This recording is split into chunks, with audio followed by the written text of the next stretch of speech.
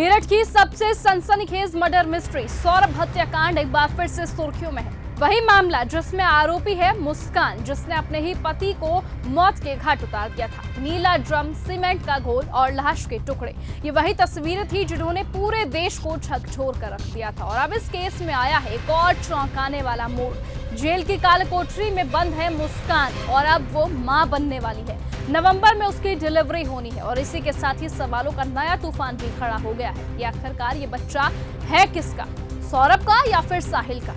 क्योंकि अभी पिछले ही दिनों सौरभ हत्याकांड में हमने ये खबर सुनी थी कि मुस्कान गर्भवती है, जिसके बाद ये खबरें चली थी कि मुस्कान को सजा नहीं मिलेगी, यानी कि मुस्कान को फांसी नहीं होगी। ऐसे में सौरभ का परिवार अब ये मांग उठा रहा है कि आखिरकार इस बच्चे का डीएनए टेस्ट कराया जाए, क्योंकि अगर बच्चा सौरभ का होता है तो उसको मुस्कान नहीं पालेगी बल्कि सौरभ के घर वाले उसको पालेंगे। परिवार का ये कहना है कि जिसने हमारे बेटे की हत्या की, जिसने हमारे बेटे की जान ली, उसी के बच्चे को मुस्कान कैसे पाल सकती है। सौरभ की मां ने तो साफ कह दिया कि राक्षस की कोख से कृष्ण नहीं कंस जन्म लेते हैं, लेकिन कानूनी पेच भी छोटे नहीं है। जेल मैनुअल ये कहता है कि नवजात को कुछ समय तक मां के पास ही रखा जाता है। और अब बड़ा सवाल यही है कि क्या कोर्ट डीएनए टेस्ट की इजाजत देगा, क्या उस बच्चे का डीएनए टेस्ट कराया जाएगा, क्या मुस्कान को फांसी से राहत मिलेगी क्योंकि वो गर्भवती है।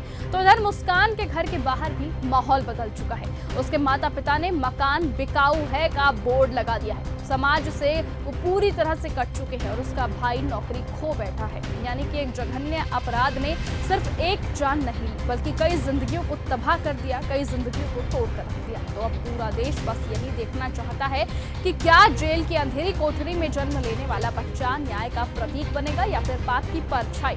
सवाल सिर्फ एक नहीं, कई सवाल है कि क्या मुस्कान को सजा मिलेगी, क्या डीएनए टेस्ट से सच्चाई सामने आएगी और क्या कानून फिर से ये साबित करेगा कि न्याय चाहे देर से मिले लेकिन मिलेगा जरूर। आपको बताएं कि अब इस तरह की अटकलें भी लगनी चालू हो चुकी है। इस तरह की बातें भी अब सोशल मीडिया पर खूब तेजी से वायरल हो रही हैं कि ये बच्चा सीधे तौर पर साहिल का है, क्योंकि मुस्कान कम से कम 20 से 15 दिन साहिल के साथ रही थी, उसके साथ घूमी थी, जिसके बाद इस पूरे खेल का पर्दाफाश 15-20 दिन बाद हुआ था। आपको बता दें कि अब परिवार पूरी तरह से ये मांग कर रहा है कि मुस्कान के बच्चे का डीएनए टेस्ट कराया जाए। तो वहीं एक तौर पर परिवार का ये भी कहना है कि ये बच्चा सीधे तौर पर साहिल का है, ना कि उनके बेटे सौरभ का।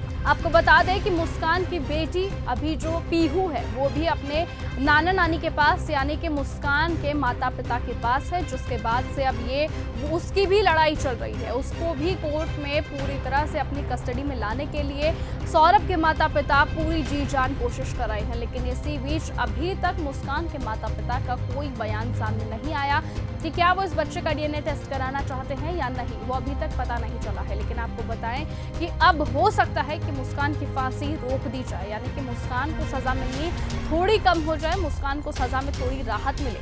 लेकिन फिलहाल ये सभी अटकलें हैं, कब तक इस बातों पर विराम लगता है, कब तक इन सभी सवालों का जवाब सामने आता है, वो आने वाला वक्त बताएगा। लेकिन तब तक के लिए आप ऐसे ही बने रहिए और ऐसे ही देखते रहिए न्यूज़ गंगा। साथ ही आप क्या चाहते हैं कि क्या सचमुच इस बच्चे का डीएनए टेस्ट होना चाहिए या नहीं, कमेंट सेक्शन में अपनी राय लिखना ना भूलिए। नमस्कार।